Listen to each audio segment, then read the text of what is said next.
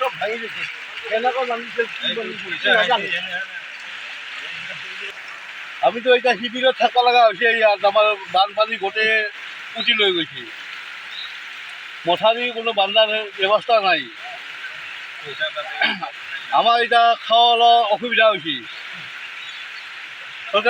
চৰকাৰে আহি চাব লাগে কেনেকুৱা এনে পৰিস্থিতি চলি আছে মথাউৰি নাইয়ে মথাউৰি কোনো বান্ধাৰ হেৰিয়ে নাই যাক দিছে ঠিকা সিও খাই বহি আছে সেইটো খাই বহি আছে ক'ত বান্ধি আপোনাৰ প্ৰতি বছৰৰ দৰে এইবাৰো আমাৰ পালতীয়া নদীৰ মানে প্ৰবল সোঁতৰ ফলত আমাৰ গজালি অঞ্চলৰ গোটেইকেইটা অঞ্চলত বানপানীৰ প্ৰভাৱ খুবেই বেছি হয় এইবাৰ আমাৰ ওচৰতে মথাউৰি আছে এই মথাউৰিটো মানে প্ৰতিবাৰে নিৰ্মাণ কৰে নিৰ্মাণ কাৰ্য